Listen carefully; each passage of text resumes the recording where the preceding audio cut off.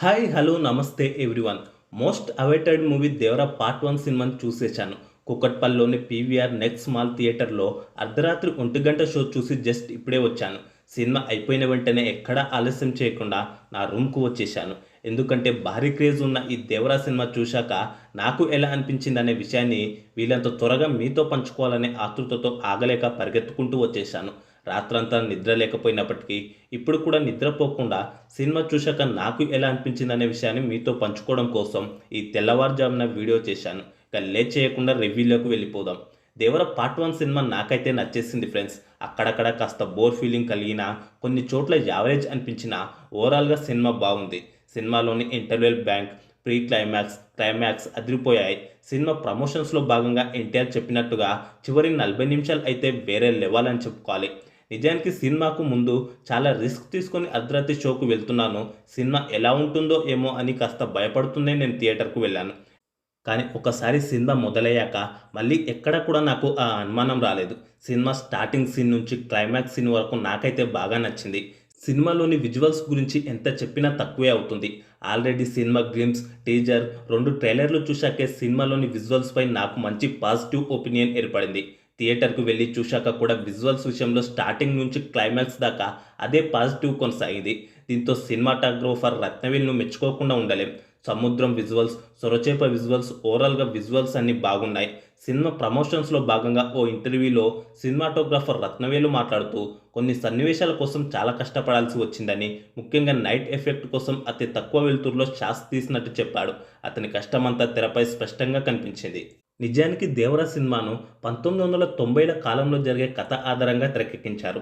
అచ్చం నాటి కాలం వాతావరణమే కనిపించేలా సెట్లను అద్భుతంగా వేశారు. దీంతో ఆర్ట్ డైరెక్టర్‌ను మెచ్చుకోవాల్సిందే. సినిమాలో music director Anirudh Ravichander background score అదిరిపోయింది. తన బ్యాక్‌గ్రౌండ్ స్కోర్‌తో సినిమాకు అనిరుద్ ప్రాణం పోశాడు. 'మోటార్' సినిమా నుంచి సాంగ్స్ విడుదల చేసినప్పుడు అనిరుద్‌పై విమర్శలు వచ్చాయి. నాకు కూడా కాస్త అసంతృప్తి కలిగింది. కానీ సినిమాలోని బ్యాక్‌గ్రౌండ్ స్కోర్‌తో అనిరుద్ వాటన్నిటికీ ఆన్సర్ ఇచ్చేశాడు. సాంగ్స్ విషయంలో కాస్త నిరాశపరిచినప్పటికీ బ్యాక్‌గ్రౌండ్ స్కోర్‌తో మాత్రం అదరగొట్టాడు. అయితే సాంగ్స్ కూడా బాగున్నాయి. కానీ ఇంకా బాగుండాల్సింది అనే ఫీలింగ్ నాకైతే వచ్చింది. ఎడిటర్ అక్కినేని సీకప్రసాద్ ఎడిటింగ్ బాగుంది.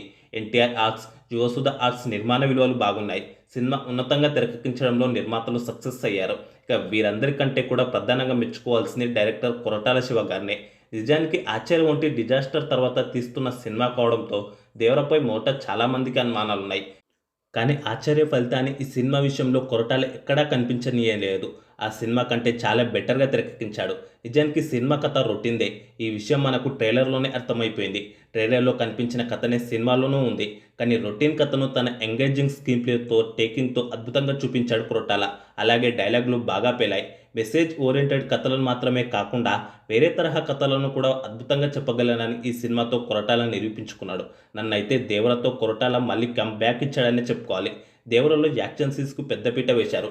యాక్షన్ సీన్స్ విషయమై దర్శకుడు ప్రత్యేక చొరవ తీసుకున్నాడు. కొన్ని చోట్ల యాక్షన్ సీన్స్ చూశాక హాలీవుడ్ సినిమాలు గుర్తొచ్చాయి. సముద్రంలోని యాక్షన్ సీన్స్ అదిరిపోయాయి. ఓవరాల్‌గా సినిమా మొత్తంలో ఉన్న 4 యాక్షన్ ఎపిసోడ్స్ బాగున్నాయి. క్లైమాక్స్ అయితే వేరే లెవెల్. ఇక యాక్టర్స్ పర్ఫార్మెన్స్ విషయానికొస్తే మన యంగ్ టైగర్ ఎన్టీఆర్ గురించి ఎంత చెప్పినా తక్కువే అవుతుంది. తండ్రి కొడుకుల పాత్రలో ఇటు దేవరగా అటు వరగా తారక్ నట విశ్వరూపం చూపించాడు. తన మెస్మరైజింగ్ లుక్స్, నటనతో తారక్ చించి పరేశాడనే చెప్పుకోవాలి. ఇటు యాక్షన్ సీన్స్‌లో అటు డ్యాన్స్‌లో దుమ్ము లేపాడు. సముద్రంలో సొరచేపపై ఎన్టీఆర్ స్వారీ చేస్తుంటే చూడడానికైతే 2 కళ్ళు సరిపోవు. ఓ పాత్రలో రౌద్రం, మరో పాత్రలో అమాయకత్వం బాగా చూపించాడు. తన కామెడీ టైమింగ్‌తోనూ ఆకట్టుకున్నాడు. మొత్తంగా ఫ్యాన్స్‌కు తారక్ ఫుల్ మీల్స్ పెట్టేశాడు. ఇక తారక్‌కు ప్రతినాయక పాత్రలో సైఫ్ అలీఖాన్ అదరగొట్టాడు. బైరా పాత్రలో తారక్‌తో పోటీపడి మరీ నటించాడు. తారక్, సైఫ్ అలీఖాన్ ఒకే సీన్‌లో కనిపించినప్పుడైతే కన్నురెప్ప వాల్చలేం. తారక్, సైఫ్ అలీఖాన్ ఫైట్ సీన్ అయితే సూపర్. మొత్తంగా తెలుగులో సైఫ్ అలీఖాన్‌కు మంచి ఎంట్రీ పడింది. ఇక హీరోయిన్ జాన్వీ కపూర్ విషయానికొస్తే ఆమె కూడా బాగానే ఆకట్టుకుంది. కాకపోతే ఈ సినిమాలో తంగా పాత్రలో నటించిన జాన్వీ పాత్రకు అంతగా ప్రాధాన్యత లేదు. అలాగే కొన్ని చోట్ల జాన్వీ పాత్రను అనవసరంగా ఇరికించారేమో అనే ఫీలింగ్ కలిగింది. ఇతర పాత్రల్లో ప్రకాష్ రాజ్, శ్రీకాంత్, రమ్యకృష్ణ, శృతి మరానే, మురళీ శర్మ తదితరులు తమ పరిధి మేరకు నటించారు. మొత్తంగా సినిమా అయితే బాగుంది. నాకైతే నచ్చింది. ఇక ఈ 'దేవర' సినిమా గురించి మీరు ఏమనుకుంటున్నారు? ఒకవేళ మీరు కూడా సినిమా చూస్తే మీ ఫీలింగ్‌ను కూడా తప్పకుండా కామెంట్స్ బాక్స్‌లో చెప్పండి. చివరగా ఈ వీడియో మీకు నచ్చితే లైక్ షేర్ చేసి ఇలాంటి మరిన్ని సినిమా రివ్యూల కోసం మన ఛానల్ని తప్పకుండా సబ్స్క్రైబ్ చేసుకోండి.